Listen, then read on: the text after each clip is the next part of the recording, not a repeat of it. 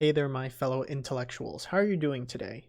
If you watched my previous video where I talked about my experience with the physics PhD qualifying exam at UCI, then this video will be a treat because it's essentially a follow-up to that. So if you haven't watched that video already, I highly recommend that you do because it'll make this one have context. So today what I'm going to do is I'm actually going to look at the questions. I'm going to look at the actual exam that I took 2 years ago for the comprehensive exam. And so we'll look at my genuine reaction to seeing these problems that so traumatized me on those test days 2 years ago. So let's get into it, shall we? Okay, so if you want to find these exams yourself, you just have to type UCI Physics Qualifying Exam in Google, and you'll see this link here that says Comprehensive Exams 1971 to 2019. Like I said before, they are transitioning the comprehensive exam into something else. So this is sort of a relic of the past now, but it's still kind of cool to look at. And if you click on that link, you can see that the exams date all the way back to 1972 here, 1971, but they don't have every year here. There's this huge skip between 1978 to 2012. So I actually don't know. Oh, but there's filling in the gap here, but then there's another skip. So I don't really know what was going on here. I don't know if those qualifying exams are just lost to the annals of history or whatever, but we're going to be looking at the one that I took, and that was back in the spring of 2018. So let's go, shall we? Click on this link. And what do we have here? We have Classical Mechanics Comprehensive Exam. So this is the first test that I took. So this is the order that I took it in, I believe. So here we go. We have Spring 2018, you may use any intermediate results in the textbook. No electronic devices, calculator, computer, cell phone, etc. are allowed. Yeah, we were not even allowed a calculator. So let's see, going down here. Oh boy, the moving pendulum. A pendulum of point mass m and massless rod of length L is attached to a point mass m that can move freely on a horizontal xy plane. At time t equals 0, both particles are at rest and the rod forms an angle theta equals theta naught with the z-axis on the xz plane. The gravitational acceleration g is in the positive z direction.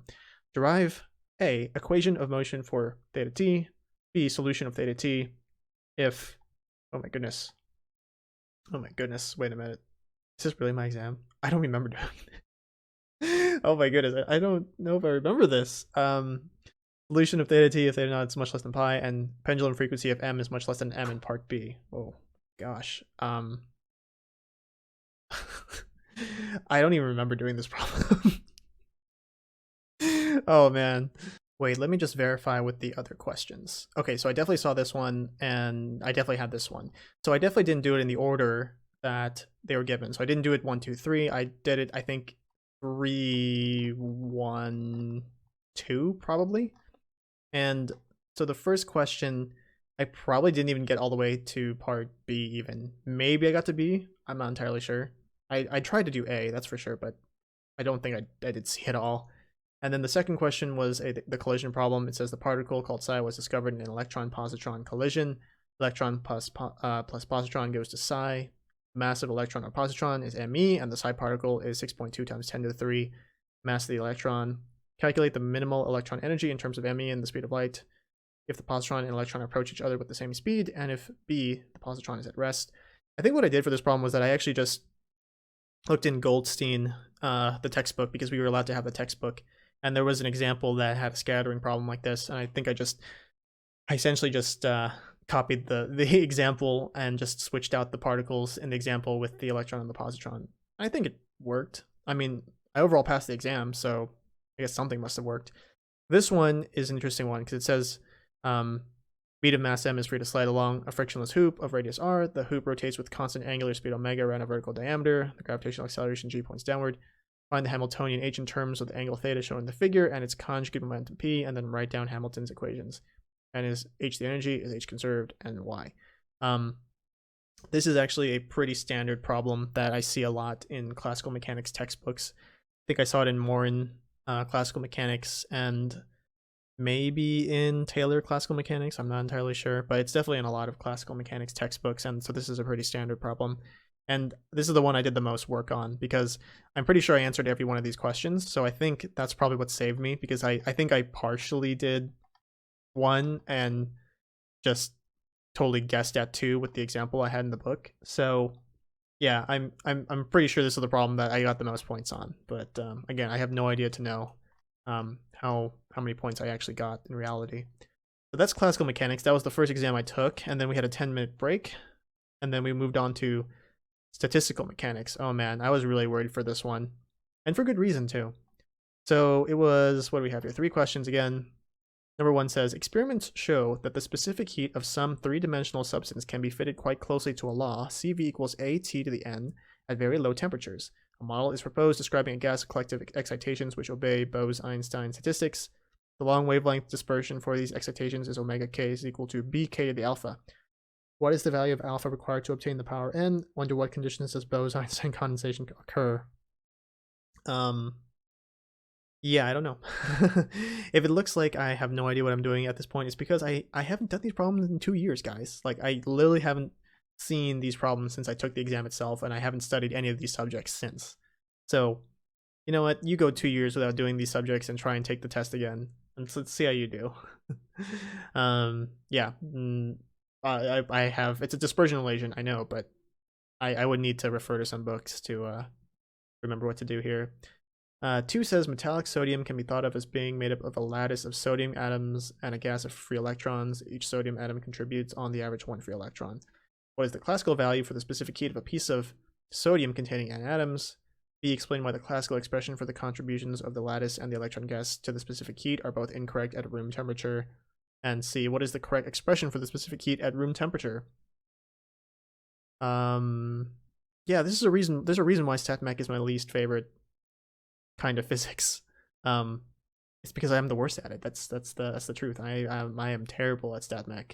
I definitely would like to go back at some point to review and just maybe regain some level of understanding, because I obviously knew how to do this stuff at the time because I passed the exam, but this is a clear example of how you just forget everything you learned if you don't use it, right? If you don't use it, you lose it. So finally, number 3 says, many organic molecules can form very large rings which act like one-dimensional raceways for nearly free electrons. Assume such an idealized ring has a radius r, which is fairly large compared to a single atom. Suppose this ring has n electrons. Find the Fermi energy EF of the electrons on the ring as a function of n, r, and other necessary physical constants, such as the mass of the electron m.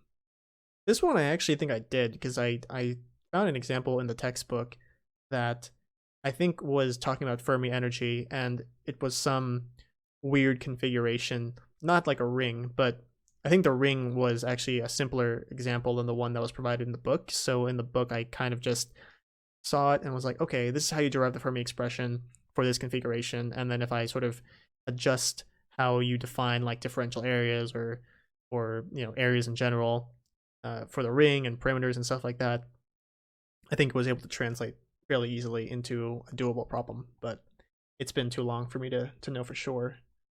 Oh gosh. So quantum actually wasn't the exam that came up next. It was electromagnetism. So I'm going to skip quantum. I'm going to go to electromagnetism because that was the actual order that I took the tests in, and then we'll go back to quantum. Here we go. E&M. It's just M qualifying exam, spring 2018. Here we go. 3 fixed charges are situated as follows. There is a charge 4q at the origin. There is a charge 2q at A, 0, 0. There is a charge minus 3q at 0, A, 0. Find the first 3 multipole moments of this configuration. What is the energy of this configuration? Fourth charge of magnitude q is initially at the point B, 0, 0. What is the force on the charge? Give all components. Fourth charge is moved from the point B, 0, 0 to the point 0, B, 0. How much work is done?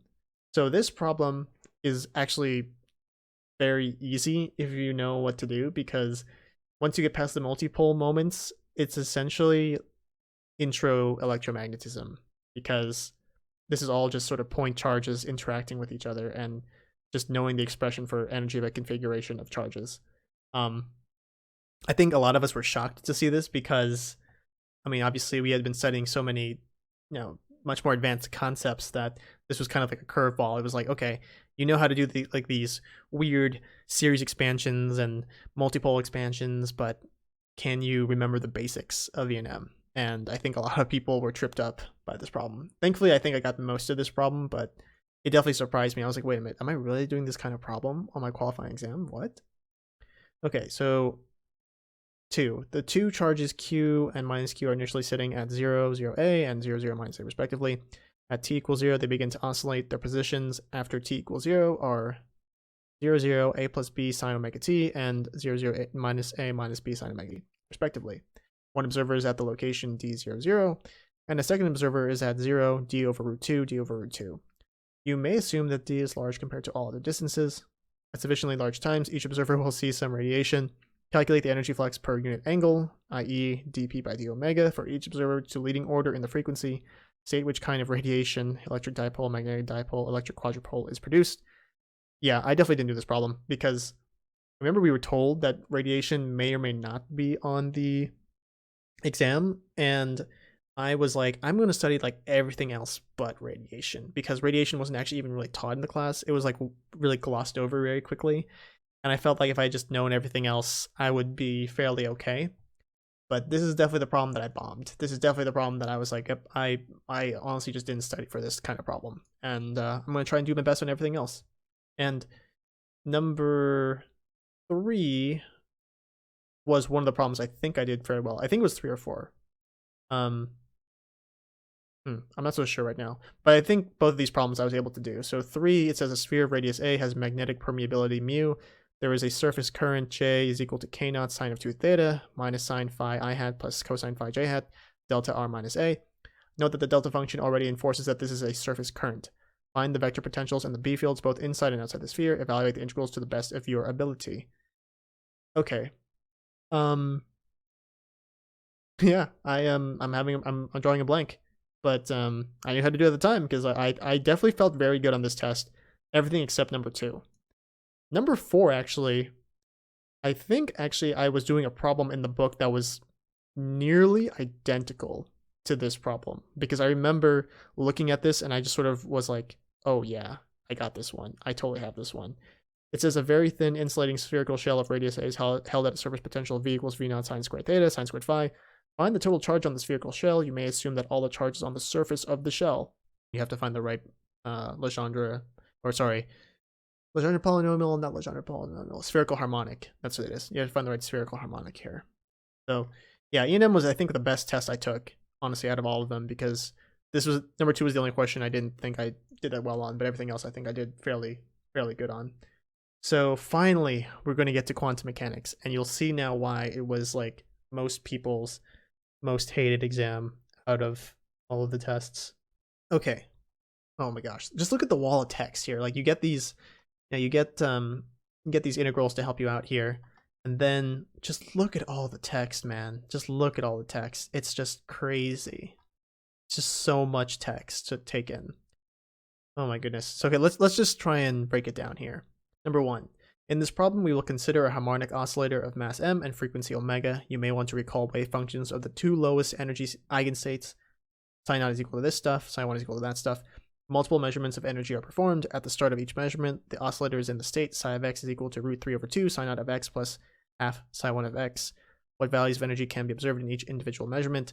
Find the average value of energy measured in a series of experiments. So this is fundamental quantum mechanics here, where the coefficients tell us the probability of measuring the ground state or the first excited state here, and then you have to do like normal expectation value stuff. But this, again, I think this kind of tripped up a lot of people because it was sort of fundamental intro quantum mechanics stuff that the textbooks we had just didn't cover that stuff. So it was like you really just had to know it, otherwise those textbooks just could not help you at all. So yeah, it pays to know your fundamentals. That's the rule here from this qualifying exam. If you know your fundamentals, you will be bailed out. So B says multiple measurements of momentum are performed. At the start of each individual measurement, the oscillator is in the ground state. What values of momentum can be observed in each individual measurement? Find the probability that a single measurement observes momentum in an interval between P0 and P0 plus dP. Find the average value of the momentum observed in multiple experiments. So I think actually I kind of flubbed this one because I was just like, oh my gosh, like this is actually really easy, but I'm having a super hard time remembering how to do this problem. And I think I went right ahead to C, which says assume that the oscillator is in the ground state at time t equals 0, at time t1 greater than 0. The momentum is measured to be p naught with an extremely high accuracy. Later, at time t2 greater than t1, measurement of energy is performed on the same oscillator. Find probabilities that the value of energy measured in the second experiment is each of the following. E equals h bar omega over 2, E is equal to 3h bar omega over 2, and E is equal to p naught squared over 2m. Oh, boy, oh boy, oh boy. Measuring and probabilities. Fundamental stuff here, guys. Fundamental stuff. And again, it's been a very long time since I've done this. If you gave me a book and some time, I probably could figure it out, but there's no way I'm doing it right now on the spot, even though this is supposedly a relatively simple quantum mechanics problem here. Let's move on to number 2. Oh my gosh, this is the problem. This is the problem that like ended everybody here. This is what ended our careers. Seriously, just look at this problem. Just look at this problem. A through G, like, oh my goodness gracious. Oh my gosh, that was just, this is just brutal, man. Absolutely brutal. So let's just try and read the problem. I remember trying to read this problem like 50 times. Like, as like, there's just all these different systems, different letters, smaller letters, bigger letters. Just imagine trying to like, trying to read all this in the testing situation. Here it says, 2 particles of the same mass move in an infinite square well with walls at x equals plus or minus L over 2. We will consider 3 different systems. A, 2 distinguishable spin 0 particles. B, 2 indistinguishable spin 1/2 particles. C, 2 indistinguishable spin 1 particles. A, what are the possible values of the total spin, total angular momentum J in system B? How many different spin states does the system B have? Write down all the spin states in the total spin basis, i.e. the eigenstates of J squared and Jz, in terms of states in the 2 particle basis, i.e. in terms of eigenstates of S1 squared, S1z, S2 squared, and S2z. Hint, start with the highest J and Jz state and obtain other states by acting with spin lowering operators. B, repeat part A for system C. Okay, just try and like comprehend that. Repeat part A, repeat this for system C. Okay, got that. C, derive the ground state energy and wave function of system A. Okay. D, what is the degeneracy of the ground state of the system B? Which spin wave functions in part A are spin wave functions of the ground state? If you're confused just by reading this, then I'm with you. I'm totally with you there, because trying to keep up with all this was very hard. Let's just say that. E, repeat part D for system C. Repeat part D for system C. Oh my gosh. See, look how much like back and forth you have to do when you're reading this. It's just so much. Hint, carefully consider symmetry properties of the spin and position space wave functions when both particles are in the lowest eigenstate of the square well potential. Oh my gosh, there was like Clebsch-Gordon stuff going on in here, right? Where was it? See, now I'm having a hard time remembering, but I remember having to write down Clebsch-Gordon coefficients, and I hate Clebsch-Gordon coefficients. If you could give me like anything in the world that would make me just want to never want to do physics again, just give me the task of calculating Clebsch-Gordon coefficients, because I hate them so much. Clebsch-Gordon coefficients are the literal bane of my physics existence. If I have to do another Clebsch-Gordon coefficient calculation in my life, I don't know what I'll do. I'll just be like, it's over. I don't want to do this anymore. Where were we? I think we were on F? No, we're on F. What is the degeneracy of the first excited energy level in systems A? Write down the wave functions for all states of the first excited energy level. Repeat this for systems B and C. For systems B and C, write down position space wave functions and identify which spin wave functions from part A and B come with each of the position space wave functions. What does that even mean? I mean, I know what this means.